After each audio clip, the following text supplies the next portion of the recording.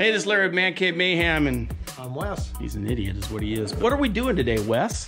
Well, we are doing something, you know, we like to do preventative maintenance, and the problem is we read it a little bit wrong. Yeah, we read it in kilometers, right? And so, you know, we're not metric guys, but anyhow, long story short, the service maintenance required on spark plugs on these Suzuki Burgmans is 7,500 miles you're supposed to change the plugs. Well, we went a little over that, didn't we, Wes? What do you have, about 16,000 on yours? Yeah, close to, I think 14. 14.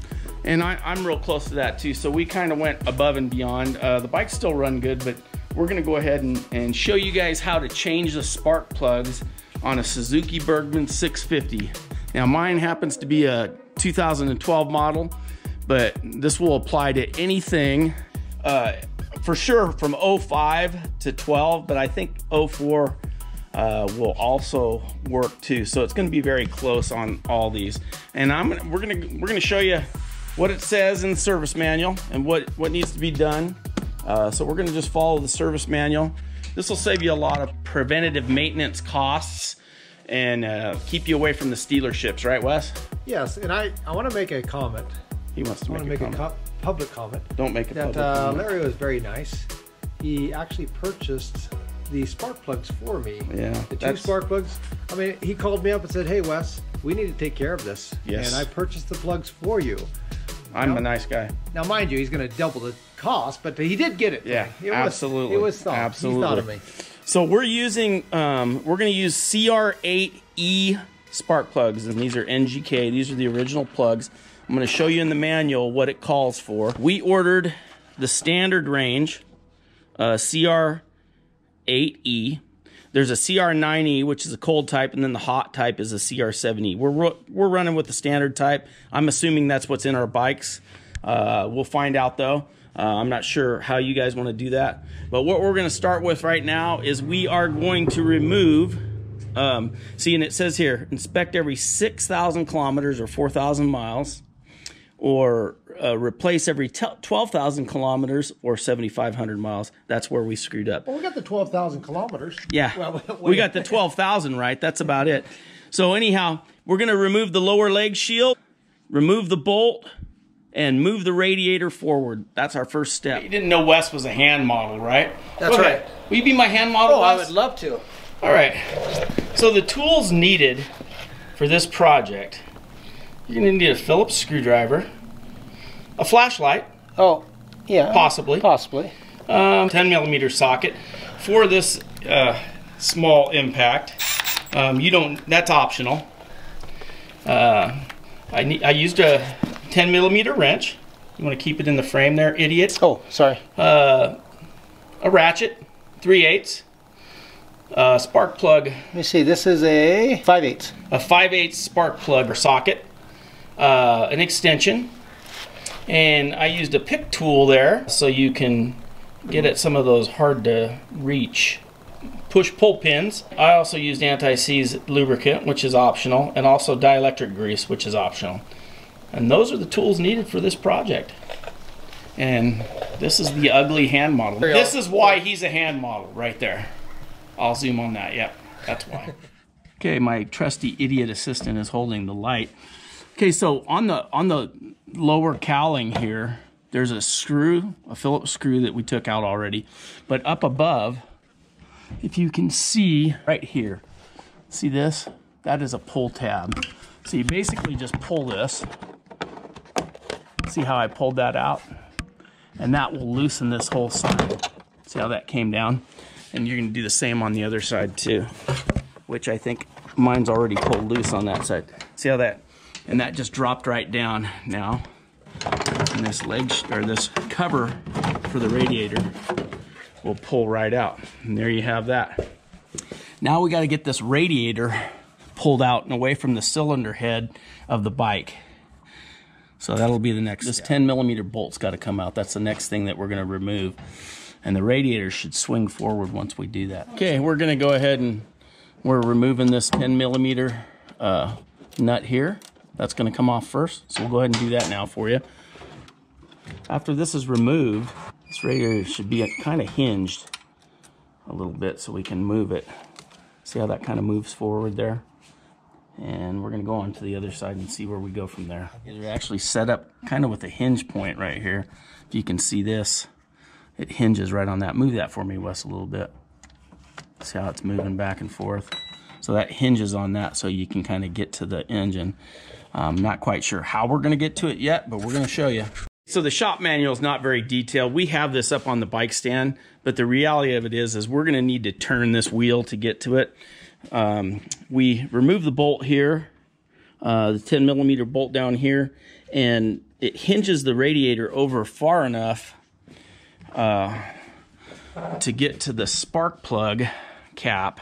And I'm assuming it's going to work on both sides, but you can see the spark plug, the coil pack right there for the spark plug.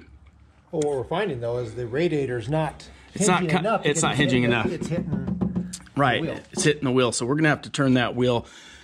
So we're bringing the bike down on the ground and we're going to start getting this out and we'll go from there. So what you want to do, you want to be able to move that wheel, which we had that thing chalked up on the wheel chalk. Move the bike back. Now we can get to, you can actually see the cylinder head from here now up in there, and I'll shine a light. That's our goal right there. If you can see that, is you want to get those two coil packs off. So that's what we're going to start working on right now. So we're going to unplug these coil packs. I can get to this one from this side. Probably going to want to remove this first plug or the first coil pack so we can get to the other plug. So that's what we're going to do now. So I have my hand up underneath. I'm coming up under the radiator here. And I'm going to try and work that loose. There it comes. Okay, so now. That thing's short wire. You can't even get down thing. So here we go. There's one. There's one coil pack right there. So you're going to want to pop. You can either pop it off or not, but I'm going to choose to take it off. So this is what you're trying to get at, and it's a real tight squeeze. But that's one side out. And I would recommend putting a little dielectric grease on the end of this, and that'll help it slide in and slide out, and it'll keep the moisture out of it. But this looks pretty good. Just inspect it, make sure all the rubber's good on it, set that aside. And now we're going to try to get to the back one, which is way back here. Which is further back. Which is further back. You can see me moving it with my hand. You can see my hand back here. And I'm coming up from underneath the bike to get to this thing. It looks like there's a harness that is going to be in my way. So, okay, see where his finger is right there? Right there on the top. It's just holding a harness up out of the way. Okay. So we're going to go ahead and get to that. Wes was able to bend that out of the way. You can see the actual, anyhow, the harness holder, support, whatever you want to call it. So we bent that kind of out of the way. Now I'm going to bend it up out of the way so it doesn't interfere with us taking this next one off. So this next one is coming out. And again, I recommend putting some dielectric grease on this. Keep the moisture out, and it'll make it easier to get these plug caps out. Of course, these plugs haven't been out since 2012, so I'm not Well, mine's 2008. Yeah, so I'm not complaining too much, but I'm going to disconnect the plug harness on this one just to make it easier to get to. You may want to do that. We're working on getting it out, and there she goes. Number 2 is out. I don't know that you need to, but I'm going to keep these coils separate. So this side's number 1, and then I'll set the other one on the other side. That'll be number 2. Now we get to play with the spark plug wrench and try to get that in there to get the plugs out. What do you think, Wes? We're going to do it. It's no easy feat, though. If you have mechanical skills, I recommend you use every bit of them. It's not difficult, it's difficult to get to. So we're going to go from there. All right, so what I've got here is I've got a standard 3/8 ratchet with a swivel extension. And then this, it's a plug socket, and I'm not sure what size it is, to tell you the truth. But anyhow, it's for the smaller spark plugs. So what I'm going to do is I'm going to come up from underneath here, Wes. Just show them where I'm going in. I'm going in under the radiator right here. And then we're gonna come up and you just kind of angle it in. If you can see what I'm doing here, I'm just kind of angling it in and bringing it in here. Fits like a glove. Fits like a glove. And I'm gonna be removing it. And it's a pretty tight space in here, but I was just able to pop that. You can feel the plug coming out now. So I got an additional extension. Now once it's loose, I'm gonna add this extension onto it just to make it easy. And so I can just do it by hand to get that out. So I'm gonna unthread it by hand now. Plug number 1's out. It's a little dirty, but not terrible. But I use these, a lot of times I'll use a piece of fuel line or something to get the plug out if it doesn't like coming out. You can reach it down in the hole and shove it onto that spark plug and it'll pull right out of there. So spark plug number 1 is out and ready to go. Okay, so we got the first plug out. Now we're gonna go for the second plug. It's gonna be a little tighter space, but it shouldn't be too bad to get in there. So we're gonna go ahead and go after that next. So we're gonna go up in here and we're gonna go for plug hole number 2 here. And this one's a little more of a challenge. So you wanna be real careful not to bend those fins on your radiator too. I'm gonna have to use this one, the swivel, so I can get it in. Well, it looks like we're gonna have to go in sections. You may just have to go in with the extension and the socket first.